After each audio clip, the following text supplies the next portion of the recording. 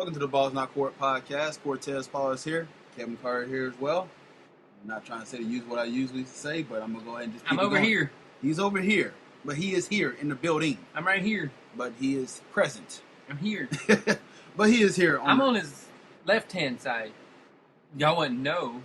There you go. Y'all wouldn't know. But but hey, you know, we're here to discuss some football and see what happened, review the week, and make some NFL picks, and also discuss a little bit of college football, and particularly talk about our Gators this weekend. And it should be a little quick but fun show as usual. Smash!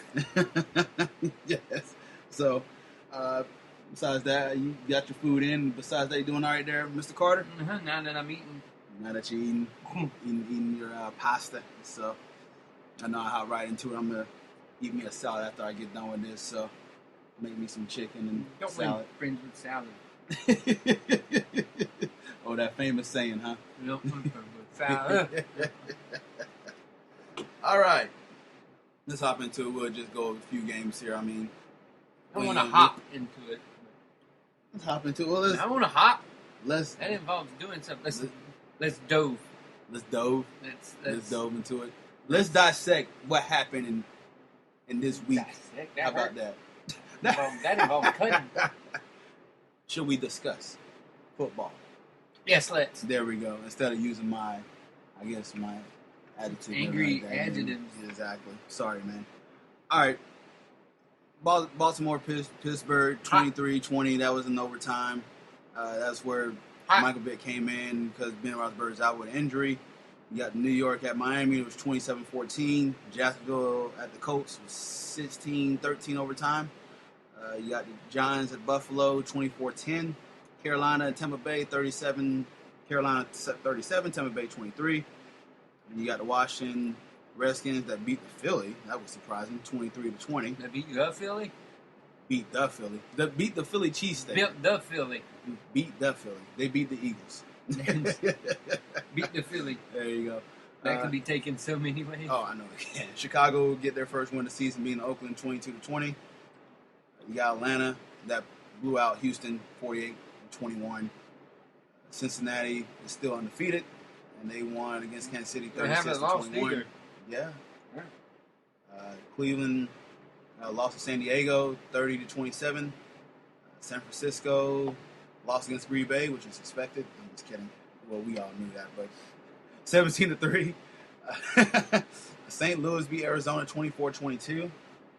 Denver beat Minnesota 23-20. Dallas lost to New Orleans in overtime. We'll talk a little bit about that game. 26-20. And then the Monday night matchup was 13-10. That game was closer than what I thought it would be in Seattle's favor. So game was retarded. All right. So which game pretty much intrigued you this week? And I know you don't want to talk about your game personally, but I'm not. But any particular game that you kind of watch and kept an eye on, or just like, okay. We were just watching the Minnesota game, Minnesota-Denver game. My mom was like, "Where's he sitting?" I'm like, "I don't know. I'm probably sitting 2 miles high." My dad said, "Well, he'd be the only black guy at the game." And then about that time, they show a black guy wearing Minnesota stuff. And there he goes, "There he is." I'm like, "No, Dad, he likes the Broncos." I'm like, "Oh, your dad's like, oh." Oh, man. But legit, it was funny. The only black people that were at that game were the players and that one Viking guy and you. Yeah, it wasn't that many. It was a lot of Latinos, I must say. What? Yeah, it was more Latinos, and there was a showing. Well, they're all bandwagon jumpers. There was a showing for a lot of Vikings fans that Kevin heard on. He said he heard on the television. You were here. Yeah, because me and my buddy got to the game, and we was like, "There's a lot of Vikings fans here," and they're walking up and down the street. We're like, "There's seriously a lot of Viking fans here," and they represented well. They was out there tailgating and everything like that, and but this game was fun to watch. I'm glad I was there in person.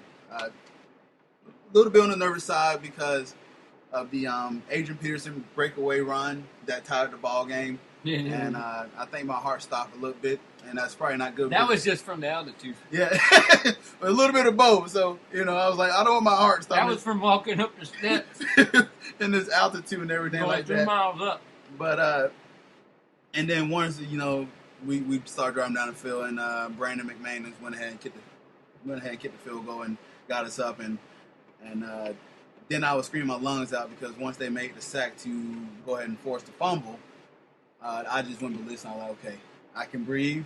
I can go home. Well, not really. You couldn't breathe because you were so high. I was so high in the Mile High Stadium, Mile High City. Well, you're talking about high as in altitude-wise, not Yes. high because he went to Denver. I was in session 500, so that tell you how high I was in that building. Not the other Denver high. Yeah. But all in all, man, it was a great game. It was. We know what they were thinking. Oh yeah, I know they were Said thinking. high in Denver. In Denver, they was like, yeah, I'm sure they're trying to put 2 and 2 together. But overall, the facility's real nice. They He's smoking that shit. it was pretty cool to see.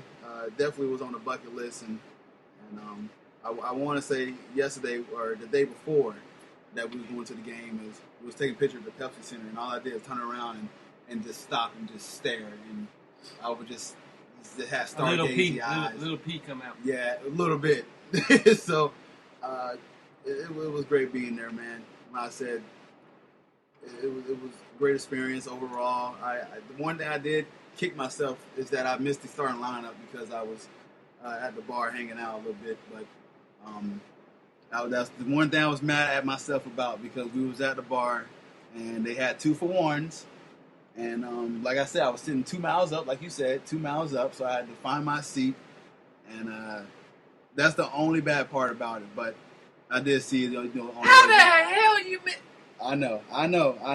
That's. I was mad at myself. You was there 7 hours early. You would think you would have been able to see all of it. I thought so, man. But Holy we was at the bar and we shit. lost track of time. And You legit took a picture where y'all were the only people there. yeah, we were at the beginning. So, but And you missed. Jesus Christ. but yeah, so that's the only thing I'm kicking myself about. I did record a video when they were talking about playing in the altitude and everything like that. So, Denver's a nice city, man. I didn't think it was going to be that nice. It looked very. The architect of the city was different, and you couldn't really tell that you was up that high. At least I was breathing okay, but for the most part, I didn't do any crazy like running or anything like that, so I wouldn't know. I was just walking everywhere. So, but thank you to Denver for giving me the win because I think that that ride home back to Kansas that night and flying back in would have been the press warning. Kevin come pick me up and had a little grin on his face and like, what happened, bro? No, I wouldn't have said shit. But I was still I was sleepy. Yeah. You would've. From now on, when you go anywhere, I know. you come back at a reasonable time. I don't care if it's cheaper to fly. It's not for me. This is why Kevin's one of my good friends, man. Even though he chewed me out, he was still there to pick me up. So, one of the few games that I got to watch early, and don't know why, but the Miami and the Jets game. Oh, it was on at fucking 9 o'clock in the morning. That was wild. Miami is all in shambles here, and They fired everybody. yeah. So yeah, like you said, Kevin said that Joe Philbin is fired, and Defensive coordinator is going now too. Gone too. So, I mean, would you at week 5? They suck. Would you thought they would have been 1-3? No, they suck. They downright suck. And it ain't Tannehill's fault. And it ain't, I don't know what it is, but they were just bad. They got some talent on this team, which is confusing to me. And But they spent the money in the wrong places. You have talent,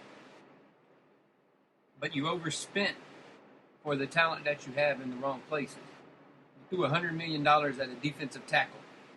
Last defensive tackle to get $100 million before Ndamukong Suh was who?